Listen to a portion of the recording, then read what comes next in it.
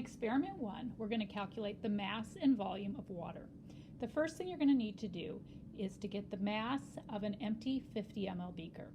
So this is our analytical balance here. You're going to hit the button that says 0.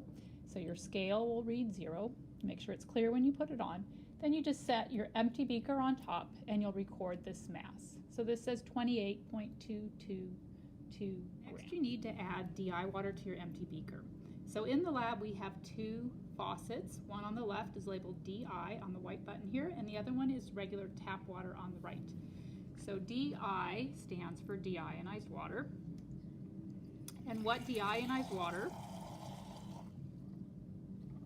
means is that the ions were taken out of the tap water, and ions come from salts. So water that is traveling across rocks down rivers to get to us in the cities from the mountains is picking up salts as it goes, maybe potassium, chloride, and then when those salts are in water, they dissolve into what we call ions. So DI water means all the ions were removed.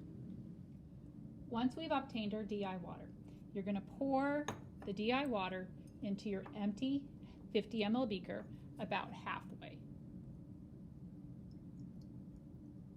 We'll be measuring the mass and the volume of this water, so we don't have to be exact.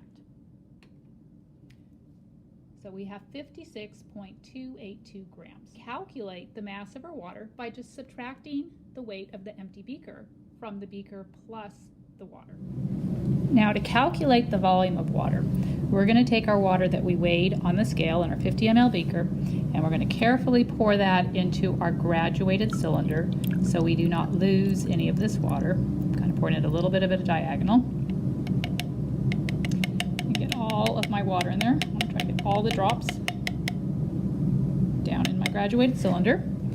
And then I'm going to measure the volume. So how this works is we're going to measure from the bottom upward, and we're going to see what our volume is here. And what you want to do is measure the bottom of the meniscus where it's touching the top of the line. So what I'm seeing here is that it's about, this is 10 milliliters, 20 milliliters is the next big mark, the next one would be 30. So it's between 20 and 30.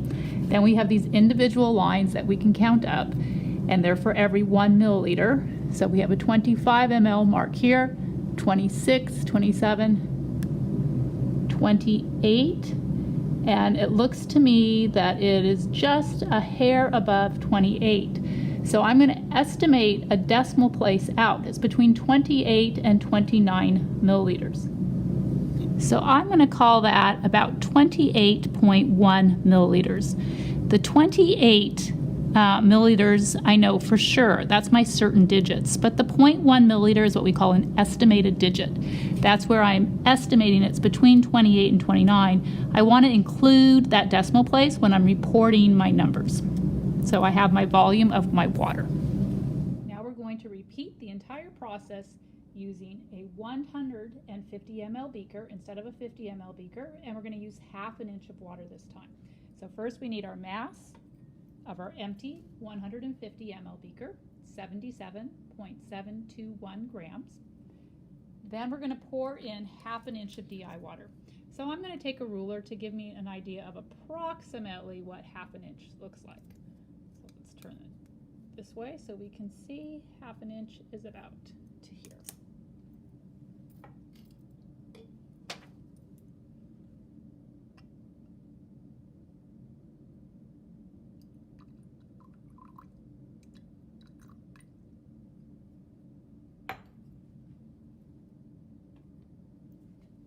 Now I have the mass of my water plus beaker is 104.301 grams. Now I can calculate the mass of this water.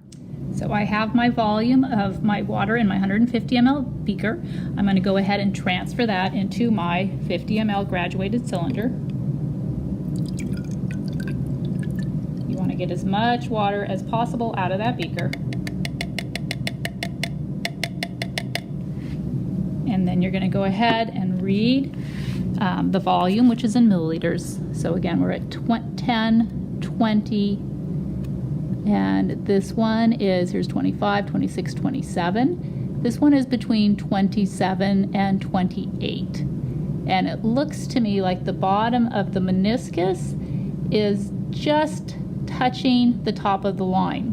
So if you happen to have a case like that, where it's exactly at 27 milliliters, it's the bottom of the meniscus is the curvature part of the water. If that's just touching the top of the line, we would call that 27.0, because I still want to show my graduated cylinder measures out to 1 decimal place.